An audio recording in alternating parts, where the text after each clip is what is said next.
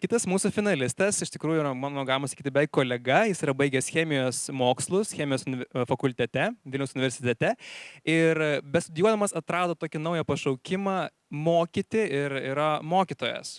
O, taigi pasitikime, į sceną kviečiame tiksliau Ramūną Skaudžių, kuris šnekės tema Europiu pakeistų granatų sintezė zolių gelių metodu. Kas suprato pavadinimą? Pakelkim Ne ranką. aš.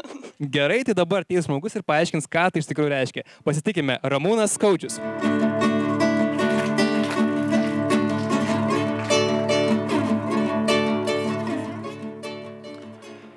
Jau 10 metų dirbu su granatais.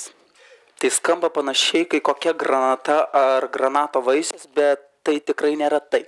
Tai yra labai sudėtingos kristalinės struktūros medžiaga ir pats populiariausias granatas yra itrio aliuminio granatas.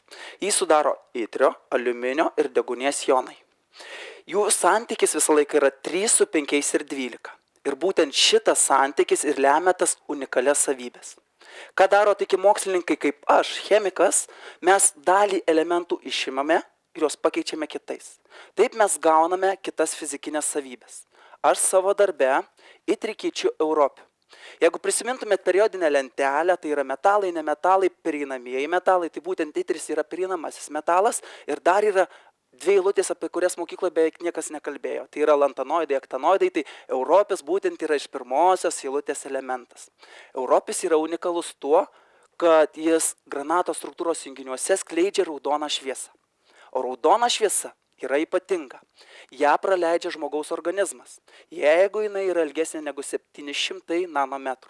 Ta galima įsitikinti labai paprastai, nes kiekviena balta šviesa sudaro raudoną, žalia ir mėlyną komponentai.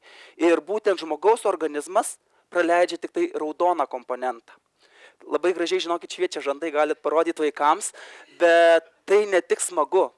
Tai galima panaudoti ir optiniam vaizdavimui medicinoje. Ir, pavyzdžiui, netgi vėžio diagnostikai. Ir tokias medžiagas galima susintetinti labai paprastai zolių gelių metodu. Ir labai džiaugiausi, kad sakau šitą pavadinimą gyvai, nes kompiuteris labai dažnai automatiškai šitą pavadinimą pakeičia žolių gelių metodas, bet tai nieko neturi nei žolėm, nei gėlėm, tai būkit visą laiką pirmą kartą rašydami labai atsargus ir tai greičiau panašu į pyrago kepimą. Mums reikia pagrindinių ingredientų, tai yra pavyzdžiui itrio nitrato, aliuminio nitrato ir europio oksido, juos mes ištirpiname ir gauname vandeninį tirpalą.